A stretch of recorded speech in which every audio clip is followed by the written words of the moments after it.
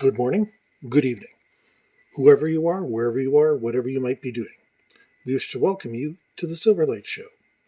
The Silverlight shines to illuminate that which lies hidden in darkness. For those of you tuning in today, we welcome you in.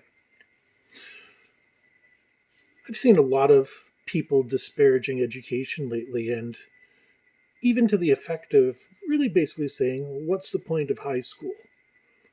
And how people are struggling for marks, trying to get a B, switch to an A, or, a C, switch to a B, and people not letting it on. And I've come to two completely opposite conclusions. But the funny part is, both of them are right. Let me start off on the negative side. Why high school doesn't matter. I work in a pretty competitive field. I've mentioned quite often logistics and economics. It involves a lot of quick calculations, a lot of figuring things out on your feet. I use a lot of the stuff that I learned in high school, well, in grade school, like math, multiplication, stuff like that. I've never once had to use a sine or a cosine or anything like that. But I have had to work out budgets, do yearly reviews, all that sort of stuff. I don't need a diploma. As a matter of fact, I can't tell you how many security checks I've been through, how many background checks, and so Silverlight has always come out fine, but not once has anybody asked to see my high school degree, my college degree, or my university degree. It's this is why I imagine so many people are able to lie their way into jobs, is because nobody cares. As long as you can do the job, that's all they care about. And the same is true in university and college. They don't care what you did in high school, as long as you can perform at the college and university level. That's what they monitor. Now, the thing is, this is not true for everything. Like, for example, if you want to go through to college or university, you probably better have good grades, unless you're picking the University of Tuktoyaktuk or somewhere in God's green earth that is willing to accept virtually anybody that can pony up the money. Other than that, though, they don't really care. Never had an employer ask me about my extracurricular activities at university or high school, even though it was made a really big deal out of. Now, on the other side, I would have to say that high school, college, and university, I was lucky enough to go to all three, provided me with a lot of intangible benefits. First of all, confidence. Not everybody gets to go to college. Not everybody gets to go to university. It's only the top 15, 20% who even get accepted, and only the top 10 to 15% that graduate, depending on the year, depending on the cohort, etc. So that gives me the confidence to be able to say, hey, I was able to get through some of the toughest studying that I've ever done. Although, as you can see, I don't really concentrate on science. I'm more of a humanities person. That doesn't mean I don't understand science, and I always had a strong interest in it, but I didn't want to be sitting down and cracking hard calculations every single lesson. I wanted my mind to have other frontiers, and that's probably why I'm doing what I'm doing today. Like I said, high school, just so long as you can say you've done it, pretty much is okay. I've had budgets of millions of dollars with which to get projects done. I've had total control of organizations put into my hands, and never once did they say, hey, where'd you get your diploma from? Where did you go to university? Never once happened. It might come up in conversation. Oh, you went to University of Athabasca? Well, I went to University of wherever. It doesn't matter. That's about it. But the intangibles you get from university and college is not only confidence, but also relationships, the friendships, the habits, all the things that you develop come back years and years later. I have friends that I've had for decades, let's just keep it to that I met in high school and university. People move away, you might keep in touch with them, you might not, blah, blah, blah, but The people, when you get toward the end of your educational journey, those are the people that tend to stick around, and you tend to stay in contact, whether it's an email, a phone call, whatever it might be. And you can't underestimate how valuable those friendships can be. I know most of the people in the world that I do simply because I didn't hang out in my dorm room and do nothing. Although technically I never had a dorm room, that's neither here nor there. Another intangible about high school, college, and university is the discipline it takes.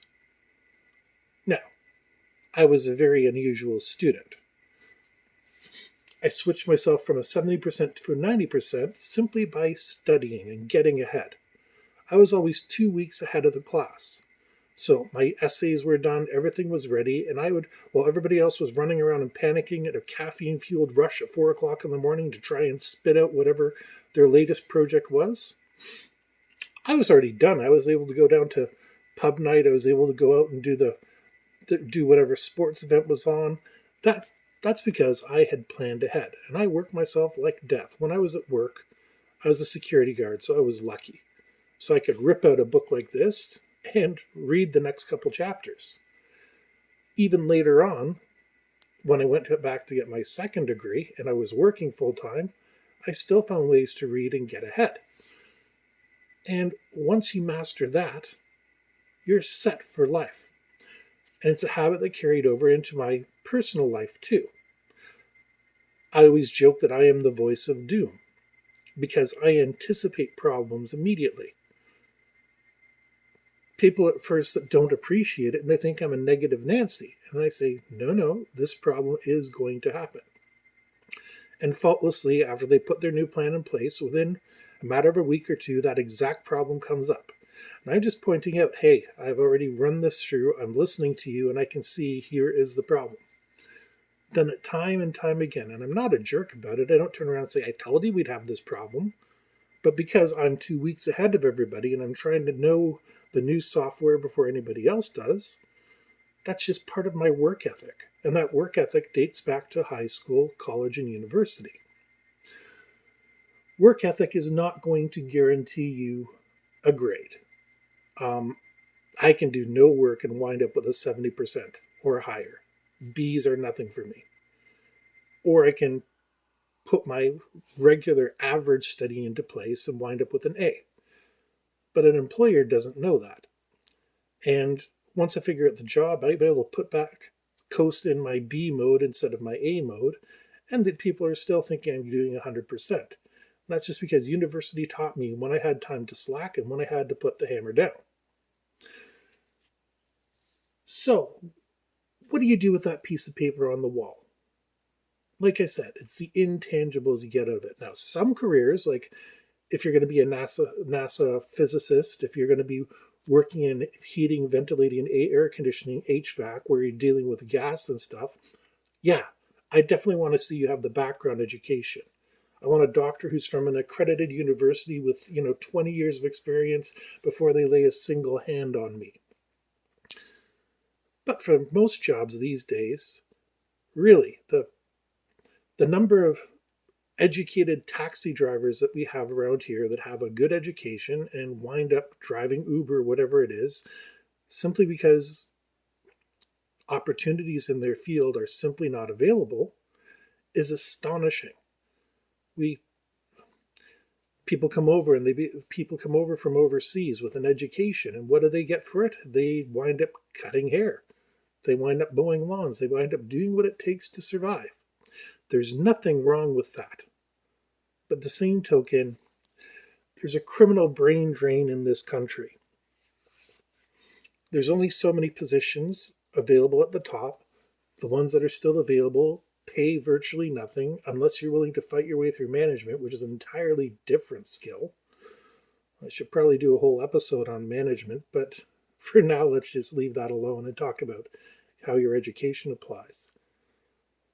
But your past performance through high school, through college, through university is what will predict future performance. But they never ask that.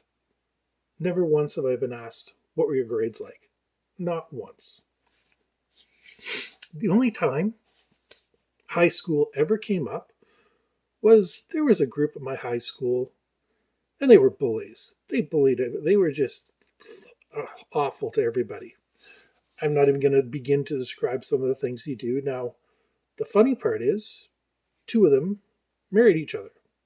Man and woman, they had a couple kids, whatever. And a couple decades later, we wind up working for the same company in pretty much the same department. Technically, there are two different departments, but we had a lot of crossover. So we would wind up dealing with each other a lot. And the company Christmas party came up. Well, this lady was so petrified because I knew about all the mean things that she did in her past that she went to our boss. And she said she was scared to go to the Halloween party because she was worried that I would say something about how she had been a bully in the past and, make her and her husband look bad. And my boss took me aside and he says, I don't know what to do in this situation. Because, even a psychological theory, they don't cover stuff like that.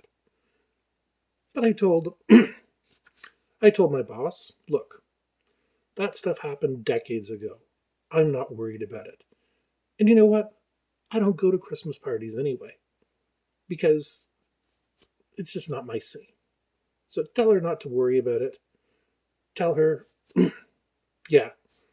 have a nice time at the Christmas party.